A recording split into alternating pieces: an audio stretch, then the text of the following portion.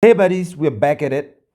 We're going to be going through germ layers, which is one of the other ways that we use to classify animals. Okay, something that we look at and helps us classify animals. Okay, we can separate them or combine them using this. Now, what are germ layers?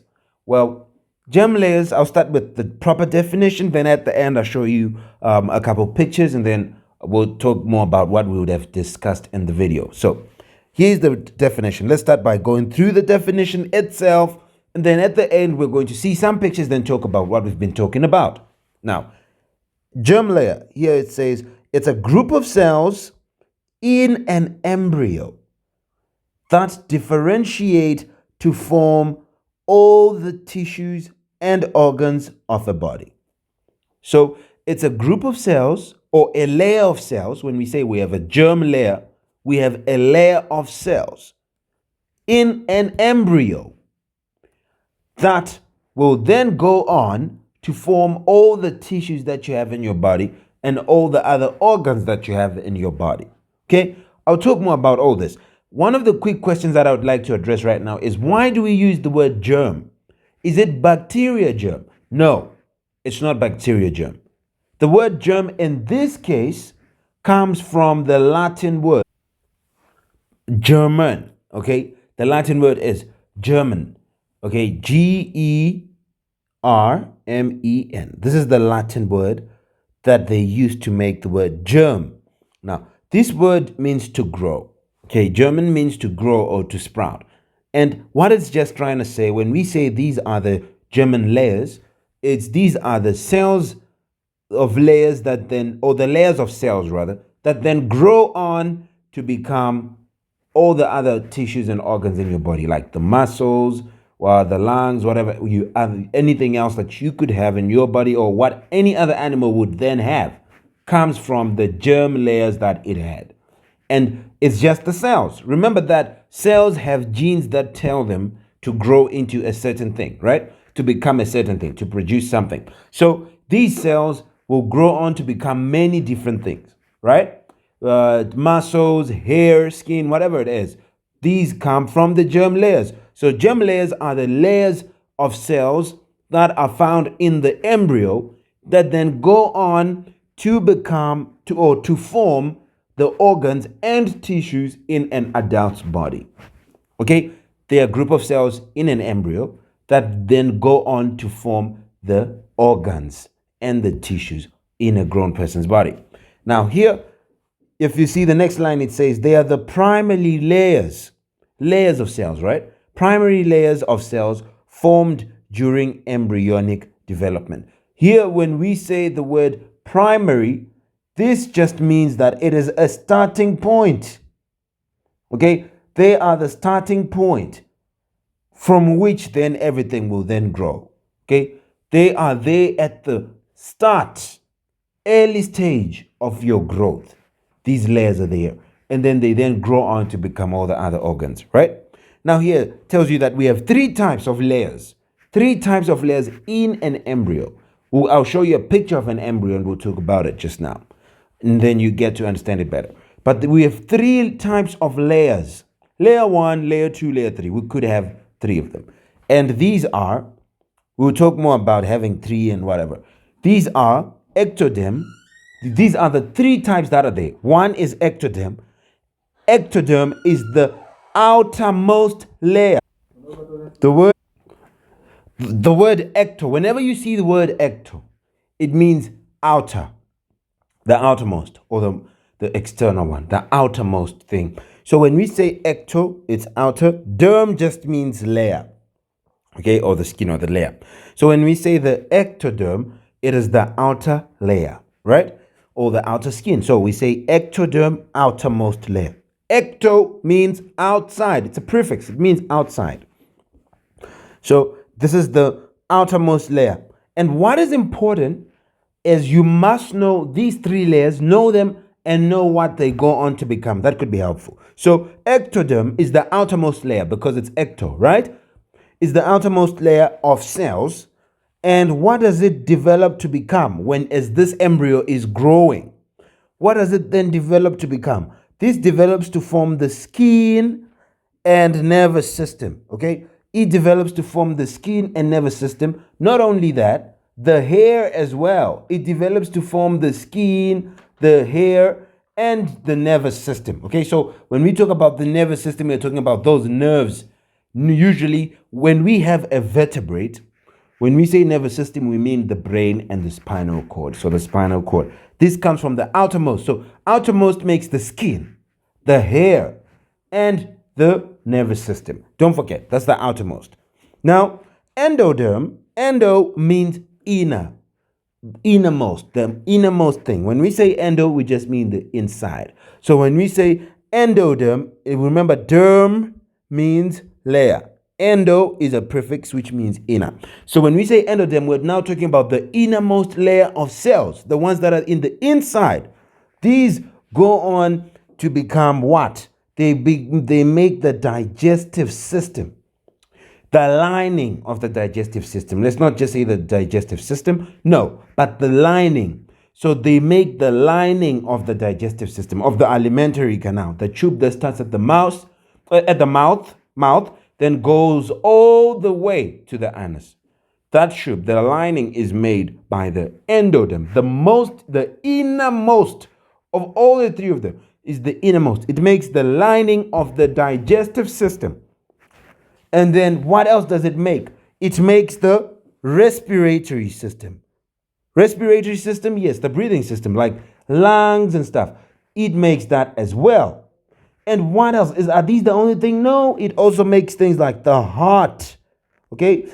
It is the one that makes things like not the heart, I'm sorry. But it makes things like the liver, okay? And it makes things like the pancreas, right? Yeah, these two, I think. These two, liver and pancreas. Liver and pancreas, you know why I know that? It's because these things take part in digestion.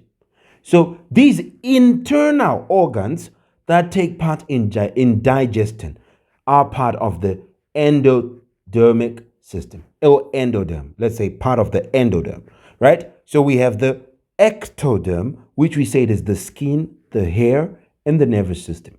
Then we have the endoderm, which is the innermost. Now this one makes the digestive system, the lining of the digestive system, and then it makes the respiratory system, breathing system, okay, your lungs and stuff.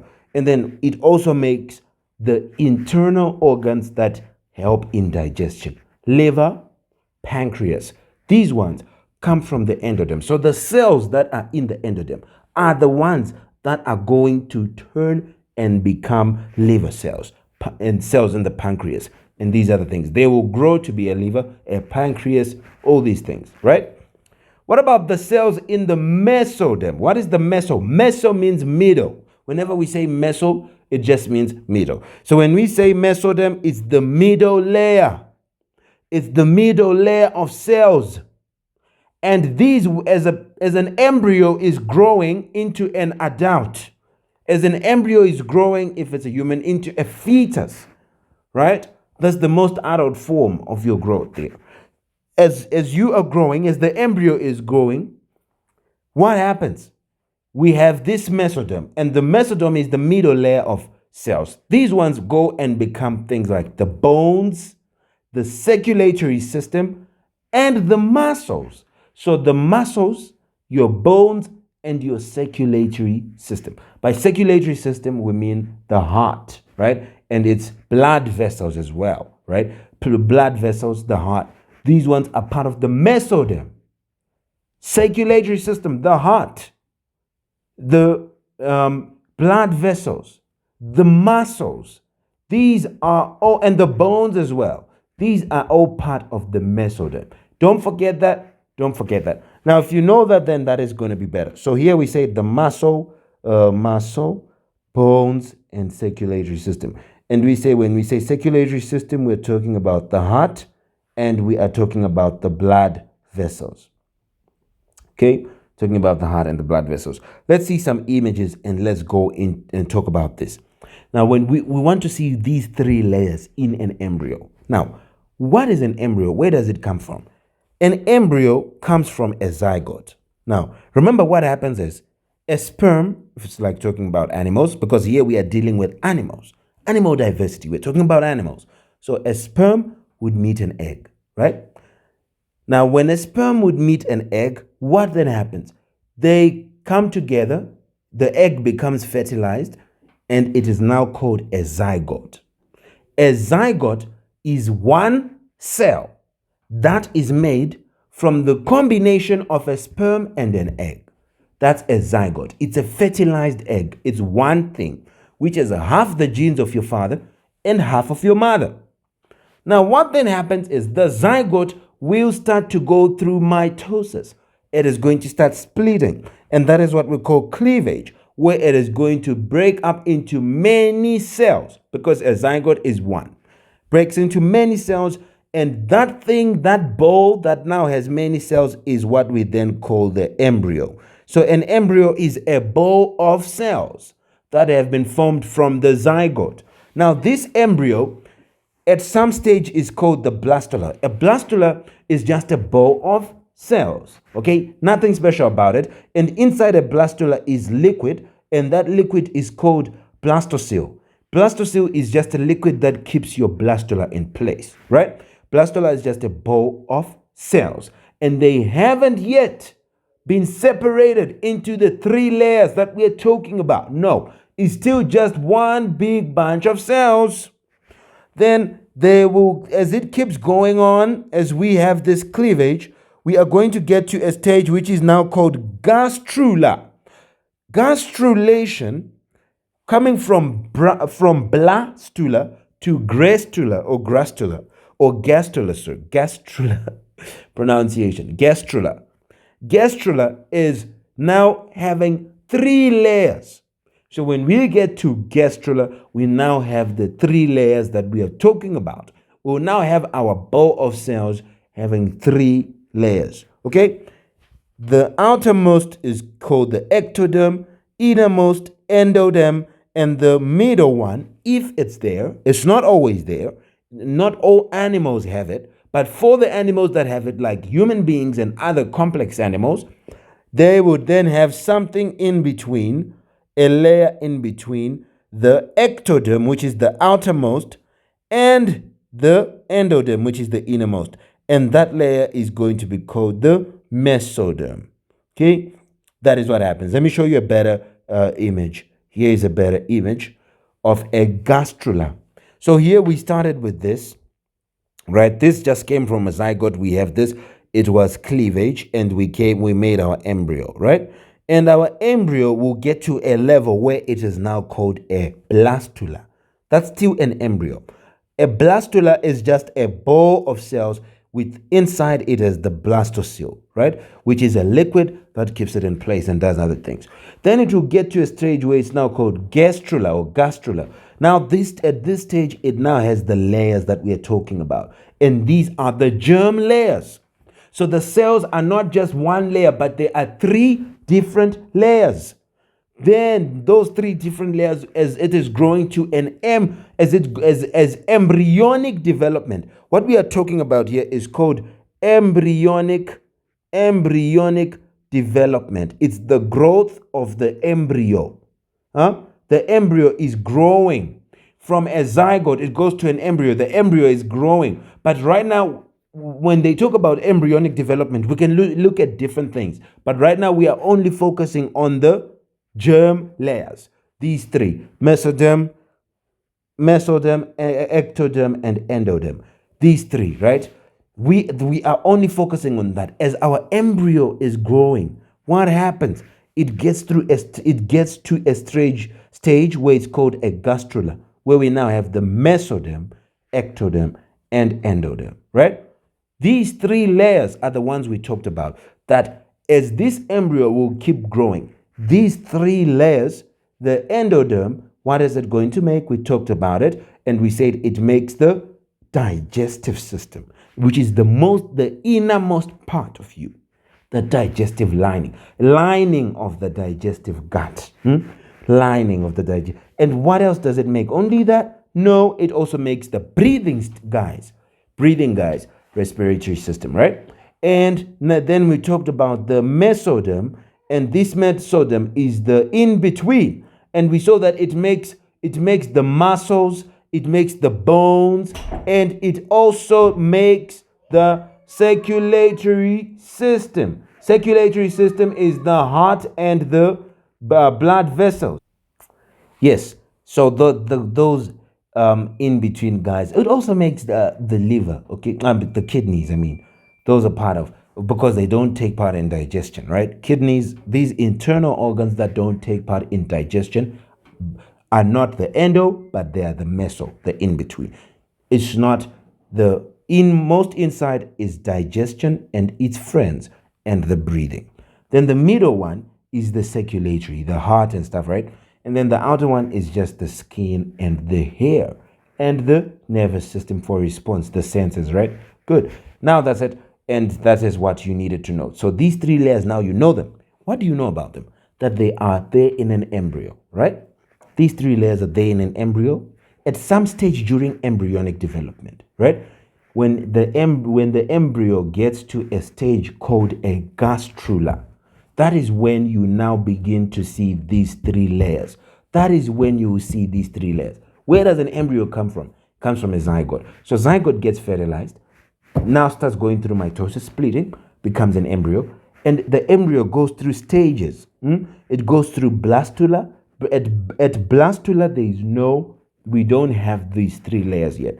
But when we get to gastrula, now we have these three layers: the endoderm, mesoderm, and ectoderm. We'll talk more about them. Are they always there? Do we have conditions? We'll talk about them in the next video. But now I just want you to know these three layers, that they can be there.